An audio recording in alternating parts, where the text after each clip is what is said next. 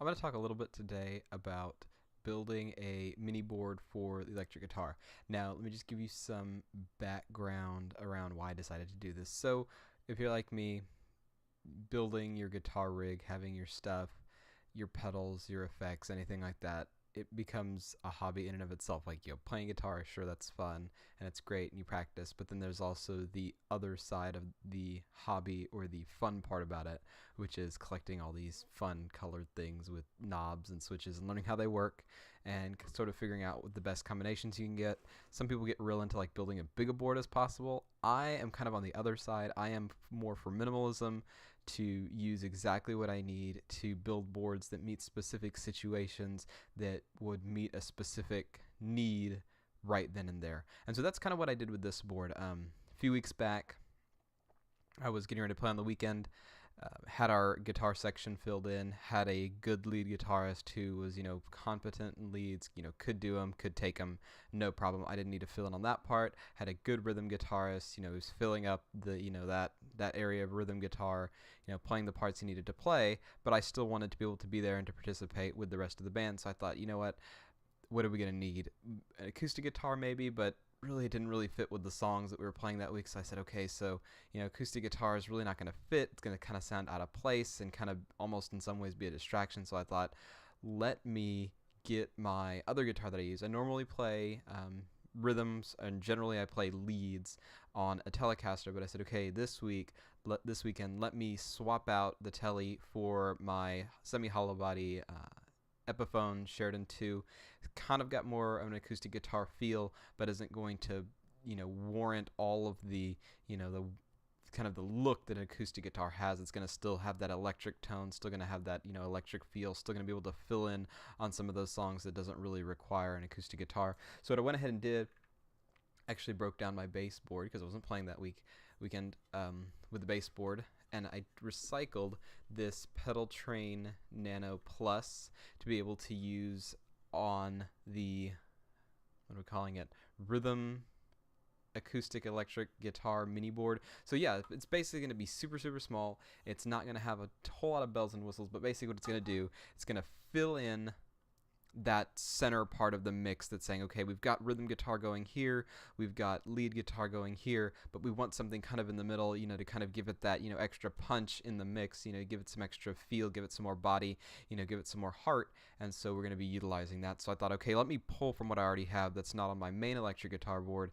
that I normally play leads on, and then I'm just going to kind of be filling in. And additionally, this is another big thing about what kind of brought me to this selection of pedals, is going to be the fact that I was going to be going in direct. Now, I know you might be shocked that I would do that, and I was too, but the stage was, somewhat small. We're already maxed out on amp space. The amp closets are full. We said, okay, what are we going to do instead? Thought, let's just go in direct. So plugging in direct kind of made me select some pedals based on that, knowing that it wasn't going to have a amp there, wasn't going to have that volume. So some of the stuff that I had been selecting was based upon that. So really the first thing that came to mind was the TU3 chromatic tuner. This is actually transferred from my original board because I just got a Polytune this weekend, so this came off the main board, but it had been my workhorse for probably about a year and a half of playing electric guitar. The best thing about this, other than the fact that it's a tuner and you can be in tune, is the muting function where you push it and it mutes your signal so that you can tune. I cannot tell you how many times that has been so useful, in between songs. You've got a long reverb going out, you just can click it off as soon as you need to. Super effective at that, just maintaining your sound during those starts, during those stops. I mean, if you've got, a really pushy lead line that you're going to, break out, but it's put a lot of static on your guitar, if you're having trouble with that in the mix, you can always punch it off until you're absolutely ready to go, or the rest of the band comes in, and not have, feedback come from your guitar. So this is what I started off with, put that on the board first. Then second, I really wanted to work on just the, getting some good sound out of the guitar itself. And so what I saw from that was obviously the Full Drive 2 by MOSFET, but you might notice this is the JHS modded one. So I'll go through kind of the Full Drive one by itself. Originally, Full Drive 2 by MOSFET, it's going to have your boost, and it's going to have your kind of your overdrive. These three are your main ones that are going to be on your overdrive, and then you have your kind of boost section over here. You also have these switches. This switches between a kind of a vintage sound and a more modern sound, and then you have the standard and the MOSFET clipping.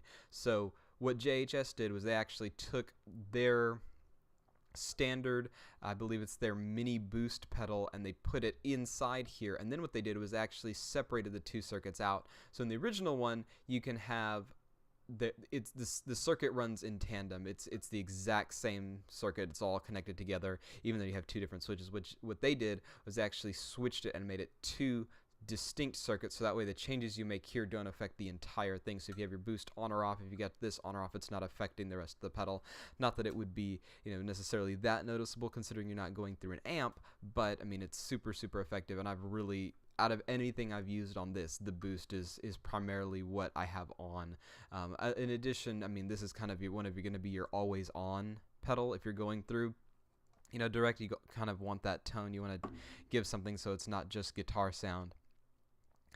Going off of that, the fact that we didn't have an amp also played a part in that. And so what I chose was the JHS Twin 12, which I actually bought a long time ago, and in fact I actually regret buying to some extent.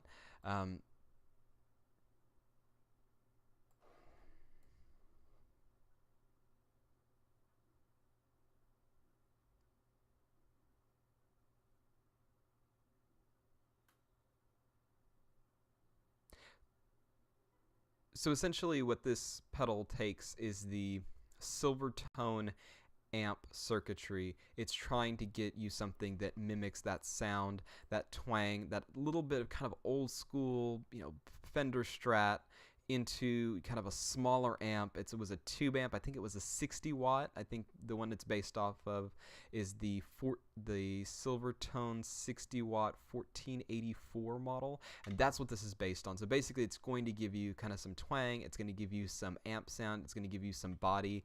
That's what this is built for. Now I believe this is actually the V2, meaning that it's got this over here, and it's got the clean and it's got the dirt switch on here. And if you have the red remote, obviously, you know, you can hook it up and then you can switch it on and off, switching that switch with a foot switch. So I mean, that's pretty cool. When I'm using this, I'm primarily keeping the settings very mild. I'm not trying to push it to make it really push that amp sound. I'm just trying to give the sound of the guitar that body that comes from an amp. So that's what I'm trying to do as best I can with a single pedal on a small board. So that's why I'm using the Twin 12. Would I buy this if you have a really good amp? Probably not, unless you're going after specifically that Silvertone sound. And if you are, then maybe this is a good option. But as far as what I'm using, I generally run through an orange amp, which I really like the sound of that amp just by itself. So I'm not necessarily using this. I mean, I had it on my board for a while and it was always off. Tried, you know, different combinations of this and other drives, tried this in combinations, you know, lead lines, you know, different things like that. It just didn't work for me in the amp that I already had, so I took it off my board, but I think it serves kind of a neat purpose here on a direct input mini board. And so after we've kind of gotten that, what I wanted last to do was simply add some more body to the sound of the guitar. Now obviously the guitar is a semi-hollow body, it's going to kind of have that resonator quality to it, but what I really wanted to do was be able to control that sound. So if you want to get more of that resonator sound out of there, obviously you can turn up the volume so it becomes more sensitive. You know, you can strum it and it'll, you know, kind of that sound will last a little bit longer. But what I wanted to do is, since I have these other effects on here, I wanted to be able to control my volume to a certain extent, control that tone, control the sound, and then to add more of that echo to accentuate some of that using this pip delay. And it's actually made by Sublime Guitar Company. And when I was looking around for more info on this, okay, to be quite honest, I'll step back. This is an amazing pedal. I have people who swear by it. I've used it a long time, but it's not on my board right now simply because it just doesn't match the rest of my board, and because it's kind of big, and I've thought, you know what, maybe I can do less with, you know, do more with less, I guess. So it's not on my board right now. This other pedal, Pip Delay, I seriously bought it because of the color. It was cool. It was on sale on Reverb, I think for $65 $55, $60 one time. I'd normally seen them run for $80. I thought, you know what, that's a really nice flat green color. I don't know if you can see it really well, but it's a really nice flat green color. I thought, you know what, let me pick up one of those and see what I can do with that. So I picked one up. Didn't quite make it on my board because I was already using another Boss delay, and I just really thought that the sound was kind of different, and it really is kind of a trippy pedal. Like when I've messed with it more and more, I just realized like how weird of sounds you can get out of this guy. It's a lot of fun, but you can also get really mess things up and get really weird things. I've noticed actually that you can actually get some pretty weird feedback stuff going, especially with the resonator, and if you're playing pretty close to your amp, it can get really odd. So what I do with this is I generally keep it pretty low key, and all I'm doing is just using this to give some more body and to give some more echo to that resonator. You know, kind of like you'd have from acoustic, where it can ring out, you know, for those moments, but it's not going to continue to ring out, you know, like a big long delay, because obviously, you know, not playing those lead lines, not playing a standard electric guitar, it's not necessarily needed all that much. So that's kind of what is on the board itself. It's just being, you know, standard power supply, and then going from here, you know, into the direct input. And it was kind of neat to be able to use it. I don't know if I'd use it again. I might do some changes on sort of the settings, but really I was trying to keep everything as standard as possible and just trying to keep everything as simple as possible. And so right now what I'll do is I'll kind of go over what it sounds like, and then you can hear it. So here, let's go take a look. Okay, so what we have here set up, as you can see down here, you know, the board itself placed on the Pedal Train Nano Plus. Got it all linked up like I talked about before. So now what I'm going to show you is just kind of how the regular signal sounds. So this is what it is, just clean, running through the board itself.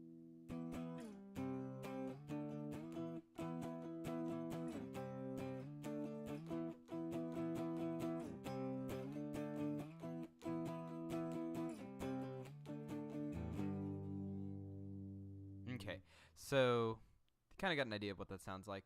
Then I'm going to go ahead and just turn this on, give you an idea of what this sounds like.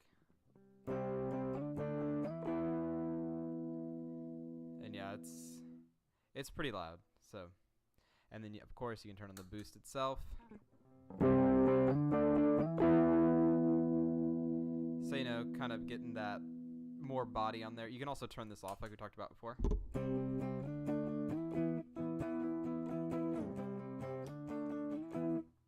So you got that. Then we have the Twin 12. Twin 12 honestly runs a little hot. Like I've never been able to figure out how to just get it less staticky. I don't know if it's maybe mine or just the way that I've run it. It could even be something as simple as the power supply, because it's running off a really simple power supply I just had laying around. But here's kind of what it sounds like with the amp sim on.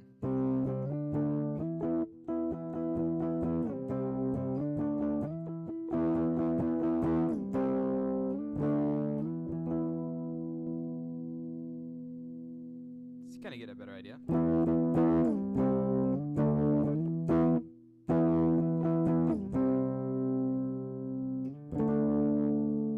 then it with all three.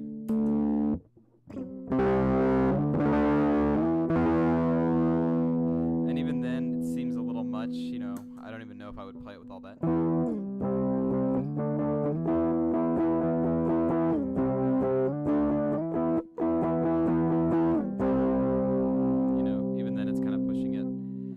You got this. Let me turn these off so we can hear the difference. So let's do that.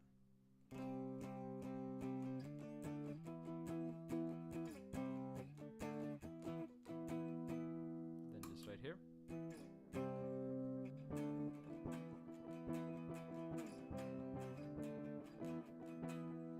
Then just a little amp sound.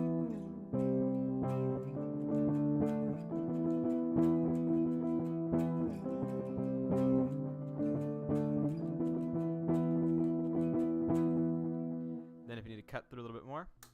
You get a little boost.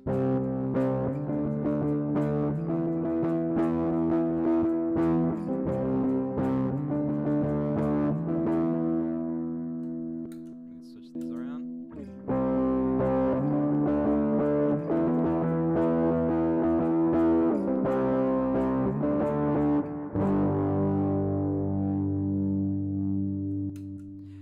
all there is to it. I mean, it's super simple, super effective. I really, really like what it came out with, and it definitely did the job well.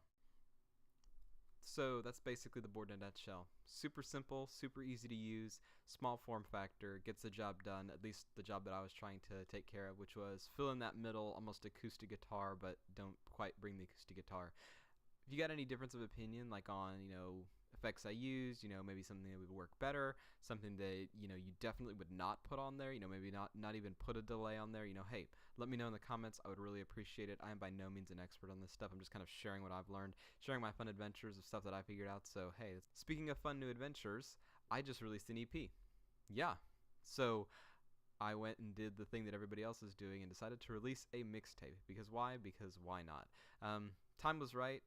Wanted to learn some new things, wanted to get some ideas I had in my mind really out into the world, and just to see what that feels like and see what that process looks like. Sometimes it's really easy to get bogged down with, the nitty-gritty as far as, a setting here or, something this or that here. And what I really wanted to do was just say, look, let me just take something from the idea to a finished stage and see what that looks like and see what that experience is actually like. And it was a very eye-opening experience as far as my creativity, the way that I kind of view the stuff I do, my art, and really kind of an introspective look at the things that I do and how, I'm motivated, and really how sometimes full of yourself you can get, even if you've not done anything really to warrant that. So it was a really fun experience. Again, if you want to check it out, there is a link down in the bio to a playlist that has my songs included with a bunch of others that I use kind of as inspiration slash, were the songs that said, what, I really should try and do this once. So if you're interested in the playlist, definitely check it out. If you want, I would much appreciate, just adding the songs to your, November, October, fall playlist. That's kind of really what they're made for. Super relaxing, no lyrics, just, kind of music to be the soundtrack of your evenings. The real fun stuff. So check it out if you don't mind. I would really appreciate it. Thanks.